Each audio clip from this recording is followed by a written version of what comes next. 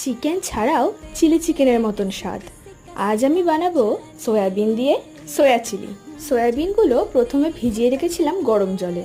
জল থেকে তুলে প্রথমেই এর মধ্যে দিয়ে দেবো একটা ডিম। একে একে এর মধ্যে দেবো ময়দা আর কর্নফ্লোর, আর দেবো স্বাদ মতো নুন, সয়া সস, কাশ্মীরি লঙ্কা গুঁড়ো আর রসুন বাটা। সবকিছু ভালো করে মেখে নিয়ে কড়ায় গরম তেল দিয়ে ভালো করে ডিপ ফ্রাই করে নেব। ভাজা হয়ে গেলে কড়ায় তেল দিয়ে তাতে দেব আদা কুচি, রসুন কুচি।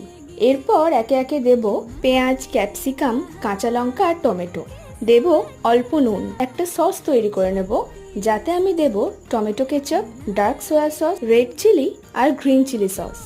ওপর থেকে ওটা দিয়ে ভালো করে নেড়েচেড়ে নেব আর ভেজে রাখা সয়াবিনগুলো দিয়ে দেব। কিছুটা কর্নফ্লোর জলের মধ্যে গুলে দিয়ে দেব থিকনেসের জন্য। ব্যাস রেডি আমাদের সয়া চিলি।